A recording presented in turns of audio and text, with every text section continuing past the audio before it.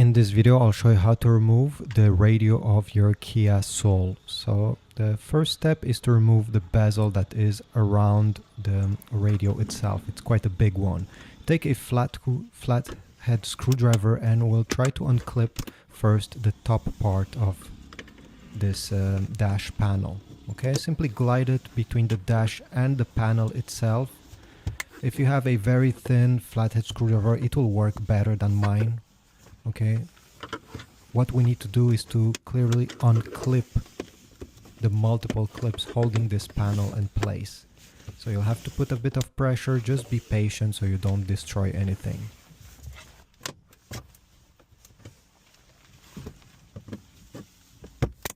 After a while it will pop out like this. You can simply lift it off. And you see there were multiple clips maintaining this in place. Alright, once you done this, let's go to the next one. It's the panel that has the storage cubby. Same thing, simply with your screwdriver try to unclip the multiple clips that are behind it.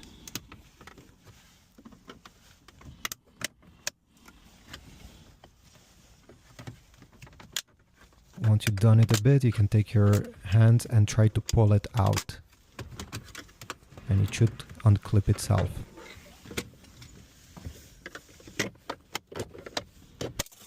Here we go. Perfect. Now this panel has a connector for the hazard lights, and you can actually remove it so it does not stay in the way. Simply press on the small tab there with your screwdriver and it should pop out.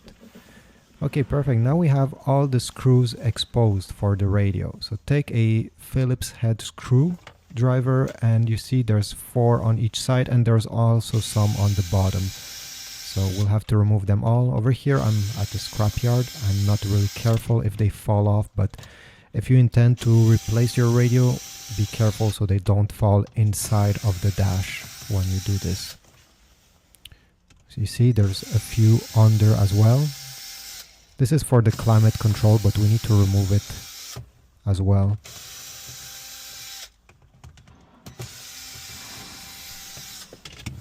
Now pull the climate control out, and now it's easier to grab the radio this way with 2 hands, wiggle it a bit and pull it towards yourself. You're gonna notice there is a few harnesses in the back connected to the radio. Take your flathead screwdriver. And what we need to do, you see, you need to press the small tab that is above the connector and then pull. Same thing with the color ones. Press the tab with the screwdriver. There is some on the other side as well. And pull the whole cable like that. And here we go, you got your radio out. If you intend to replace your radio with another model, you need to keep the brackets that were maintaining this radio in place, that are on the sides. Anyway, thanks for watching, subscribe, like, and I'll see you in the next video.